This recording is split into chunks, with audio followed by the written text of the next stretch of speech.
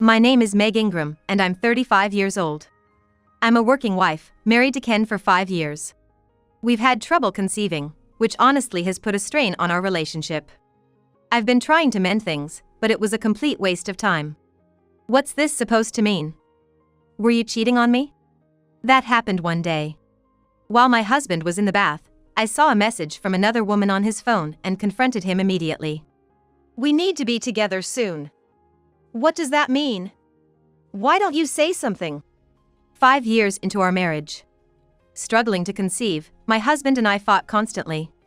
Though our parents and friends suggested we split, I loved him and believed he'd return to his old self if we had children, so I never considered divorce. Then, it came to a head. It's already out there, do I really need to say anything more? What do you mean? Are you admitting to cheating? I'm sick of it. I'm sick of being told to hurry home because it's a good time, or that we should visit the clinic on our next day off. I hated our life revolving around trying for a baby. But you said you wanted kids too. Yeah, I did. But I didn't think it would be this hard. Or rather, it's hard because it's you. Our friends have 3 kids without even trying, yet we've spent a fortune and years with no success. Changing partners seems like the only option. What do you mean by that? That's why I've been thinking of changing. Saying that, my husband handed me a piece of paper from his suit pocket. I've already filled in my part, just fill in yours and submit it. Wait, why would you? It seems you don't get it, so I'll be clear. I have no use for you anymore because you're infertile. I wish I had done this sooner. My new partner is in her early 20s, young and not like you. If I had married her from the start, I'd be a father by now. These 5 years with you have been a total waste of money and time. How can you say something so awful? Awful? Remember, it's your fault I cheated. Don't play the victim. You can claim alimony or whatever, it means nothing to me if it gets me away from you. Shocked by my husband's cruel words, I quickly agreed to a divorce and demanded alimony from him and his mistress. That was 6 years ago. Now, I've completely forgotten about my ex-husband and moved on with my life. Then, one day, it happened. Is that? Could it be Meg? It is you, Meg. Long time no see. I had an unwanted reunion with my ex-husband Ken at the shopping mall. Hello. What do you mean, hello? That's cold. Are you still hung up on what happened back then? Not really. Then why the cold shoulder? Aren't you happy to see your ex-husband after all this time? Not really. I have nothing to talk to you about anymore. So, goodbye. Wait. If you don't care, then hang out for a bit. What? Hey, over here. Come here for a second. Then, a young woman holding a 1-year-old child approached. This is her, the woman from back then. We got remarried after that, and this child was born a year ago, our love's testament. We also have a 5-year-old son. Today, we left him with the in-laws and came shopping after the baby's 1-year checkup. Hello, are you his ex-wife? You're just as unremarkable as I heard. No wonder you were cheated on. Let's not dwell on the past. So, how about you? Don't say it. It's hard to speak of painful things, I get it. You're still single, aren't you? Really, you're a disgrace. A divorcee at your age, childless and alone. It's just sad. Meanwhile, look at me with my beautiful young wife and adorable son. And look, a cute baby that looks just like me. Sorry, but you'll never experience this happiness. Really, I feel sorry for you, being unable to have children. And to lose a husband who works at a major company. It's really pitiful. But it's your own fault. Please don't resent us for being happy. While you say you feel sorry, you're really twisting the knife, aren't you? Well, really, she's a pitiful woman. A childless old lady like her, nobody would choose. We should pity the poor single lady. With that, they insulted me in public. To them, I must have seemed eternally miserable. Little did they know, they were about to see the kind of life I've been living since then. I don't mind what you say about me, but aren't you embarrassed by your own misunderstandings? What misunderstanding? It's the truth. You've always had too much pride. Admit it, you're just a pitiful person. Just then, seeing someone running towards us, I shot back at them. Let me introduce you then. This girl, she'll be starting elementary school next year. She's my daughter.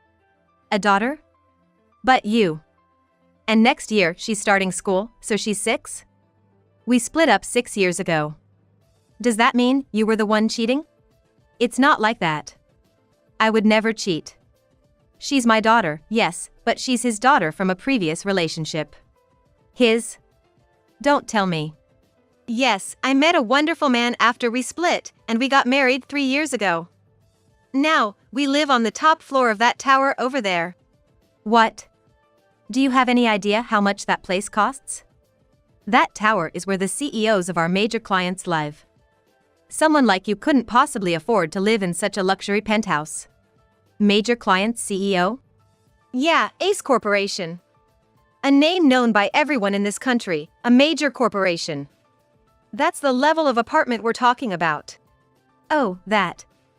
The CEO of Ace Corporation you're talking about is my current husband. What? That's ridiculous. I think so too.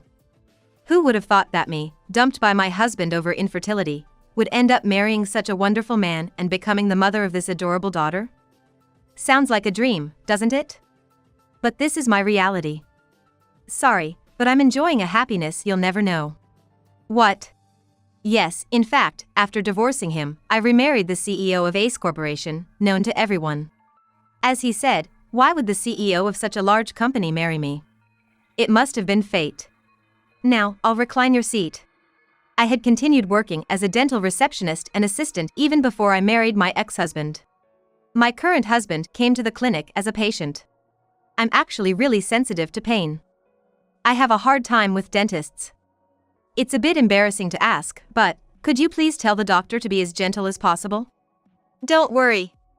We'll use a topical anesthetic before the injection to minimize the needle pain. But if it hurts, please raise your hand. And after work, as I was leaving the clinic, he was waiting for me at the entrance. That's how we started dating and eventually got married. I, who had struggled with infertility, became the mother of his daughter. Don't lie. Who would believe such an obvious lie? You just wanted to show off seeing us happy. But no one's going to believe that story. Where did you even bring that child from? However, they refused to believe any of my story. I can understand how they might feel. But when they saw a certain person arrive, they were convinced that my story was true. Hey! Sorry for the wait. The parking lot was busier than I thought, took a while to park. That person was my current husband. And in his arms was our 3-year-old daughter. Seeing the two of them, my ex-husband and his wife were frozen. Seeing them like that, he said, "Oh. Were you in the middle of something?" "Hello, I'm her husband. My wife always speaks so highly of you." No. I mean, let me introduce you again. This is my current husband, and this child was born 3 years ago, my daughter. And this is my ex-husband who left me because of my infertility to be with his mistress. What? And his current wife, who continued the relationship knowing he was married. Wait a minute. I could tell the air froze with my words. Huh. I see. So you're the awful ones. And why are you with my wife here? Well, that's... We just happened to see her and felt nostalgic, started talking, haha. But it's great to see she remarried someone wonderful and even had the child she always wanted. Really happy for her. So, we'll be leaving now. They tried to escape the situation. But there was no way I was letting them get away after such an attack. Wait a minute, let's talk a bit more. As you said, it's a rare reunion between ex-spouses. No need to rush off, right? We're not running away. Oh, do you know B's Food? Yes, I know of them, but what about it? Actually, he works as a sales rep for B's Food. Perhaps you've met him through work? Hearing this, my husband looked closely at his face, as if remembering something, and then said, "Oh, it was you. The sales rep who brought us the new business proposal recently." "Yes, President. Thank you for the other day. We're always grateful for your preference for our company. We hope for your continued support." Then, with a wry smile, my husband said to him, very seriously, No, I don't think we'll be dealing with you ever again. What do you mean? What do I mean? After such a presentation, I'm surprised you can ask. Honestly, that was the worst presentation I've ever seen. That's impossible. It seems from your expression that you don't even remember what you did, let alone have any awareness of it. Let me explain what happened that day, step by step. With that, my husband began to remind him of what had happened. You brought a junior colleague who had been with the company for about a year to the business meeting, didn't you? Yes. I had to give him some experience in negotiations. Think back on your behavior at that time. I don't think there was anything in particular. Nothing? In front of us, your clients, you said to him, "You're really useless, aren't you?" Oh. Do you remember now? That was. It appears my ex-husband had treated the junior colleague terribly when they had visited my husband's company. Good day, we're from Bee's Food. My name is Ken Ingram. And I'm Smith, also from Bee's Food. Nice to meet you. Nice to meet you too. Is this gentleman a new employee? No, not a new employee. He joined a year ago, but his nervous demeanor makes him seem like one. He's so ineffective that an employee who's been here just a month would be more useful. What? I really didn't want to bring him along. I didn't want you to think we have such useless employees. But it's my job to give him experience. I apologize in advance for any inconvenience today. What are you spacing out for? Get the presentation ready. Really? You're so useless. Oh, sorry. I'll get it ready now. Just a moment, please. Are you okay? Yes, I'm fine, sorry. It seems he did almost all the presentation preparation by himself. Meanwhile, my ex-husband just stood there, arms crossed, watching him prepare. Occasionally. Hurry up. Don't dawdle. The employees of my husband's company exchanged glances, watching this behavior. And when the preparation was finished, my ex-husband started the presentation. However, our new product should be quite beneficial for your company. Any questions so far? I'm sorry, but could you explain a bit deeper into the benefits part? The benefits part. As I mentioned earlier, this product is supposed to be. No, I mean, can you explain what the benefits for us are, specifically? My ex-husband's presentation was a complete failure. He couldn't explain the key points, and the audience started to get restless. That's when it happened. I'll explain it instead. So, our new product has benefits for your company because the new colleague my ex-husband had belittled managed to explain it clearly, albeit stumbling over his words. I see. That makes sense now. Thank you for the clear explanation. What? And with that, the presentation ended. It seems the decision to sign a new contract with Company B was still pending at that time. My husband decided to cut ties with Company B after witnessing what happened next. Hey, what was that earlier? What do you mean by earlier?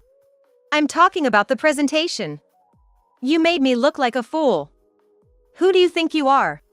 I didn't mean to make you look bad. I just thought you were in trouble and wanted to help. Help? I don't need help from someone as useless as you. I'm sorry. I shouldn't have interfered. Why did you even come here for today? To gain experience, to observe the negotiation. Right? And what did you do? I helped with your presentation. You took over, didn't you?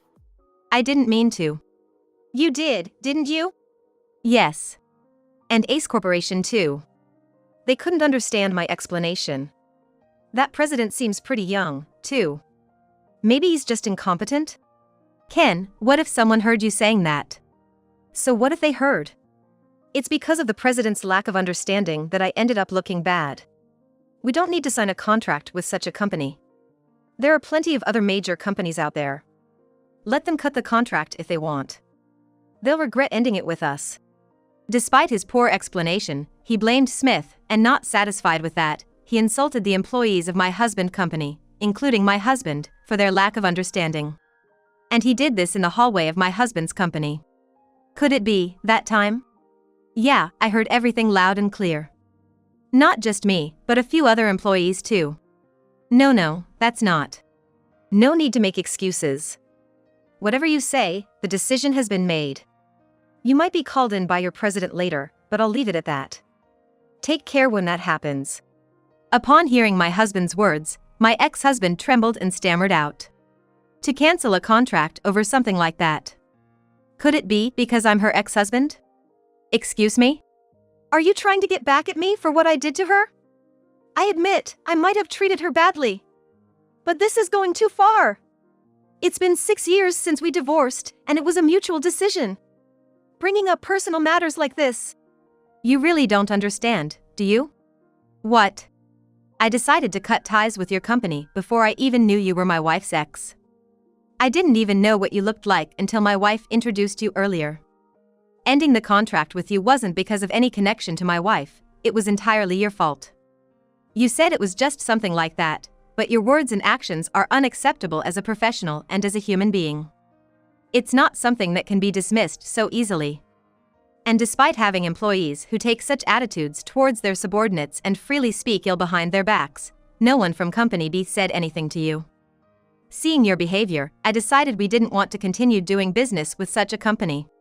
But our relationship with your company is important too. It's not so easy to just terminate a contract. Indeed, B's Food is a major player, but, thankfully, there are plenty of other companies eager to sign with us. So you don't need to worry about that. Well, a complete and utter defeat. My ex-husband couldn't argue back against his words and stood there frozen. That's when it happened. "Hey Daddy, is Mommy sad?" My 6-year-old daughter, holding my hand, asked my husband. "Who said that?" "These uncle and auntie here said that Mommy is a sad person." "Uncle." These people were laughing and pointing at Mommy, saying that she's a person nobody wants. When they ridiculed me like that, my daughter became absorbed in the nearby gashapon. However, she seemed to notice the mocking voices aimed at me and inadvertently heard their words.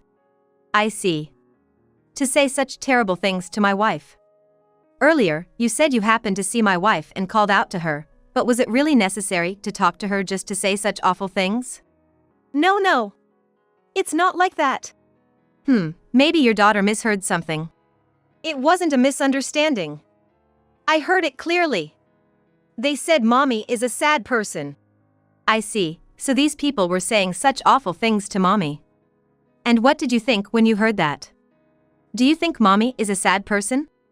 Upon hearing this, my daughter vigorously shook her head and said, "Mom isn't a pitiful person at all. Both me and my little sister love Mommy so much, and Daddy loves Mommy too, that's why you got married, right?"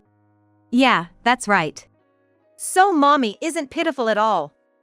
The ones who are pitiful are these mean uncle and auntie here. Apologize to Mom. Apologize for saying mean things to Mom." The daughter grabbed their clothes and pleaded. "What's with this kid? Let go." "All right, I'm sorry. Is this enough?" "Not to me, apologize properly to Mommy." "You're being annoying." "All right, I said sorry, isn't that enough? I can't stand this anymore. What are you spacing out for since earlier? Let's go home now." Yeah." Defeated by the daughter's onslaught, the two hurriedly left as if fleeing. "Thank you for standing up for Mommy." Then, the daughter, who had bravely confronted two unknown adults with a firm expression until just now, burst into tears as if a dam had broken. Despite being scared, she had mustered the courage for my sake. I hugged my daughter tightly, grateful for her. Several months passed after that day. I never crossed paths with my ex-husband and his new partner again. However, according to what I heard from my husband, who knew about the subsequent events, they seemed to have met a disastrous fate of their own making. I heard from the president of B's Food the other day. Apparently, he was severely reprimanded at work after that incident. Well, not to brag, but we were a lifeline for them. What do you mean? They have been on a downward spiral for the past few years. If they were to lose all contracts with us in their current situation, it would be a fatal blow to the company. And if the reason for terminating the contract is as it is, it's only natural for the employees to blame him. So, what happened to him?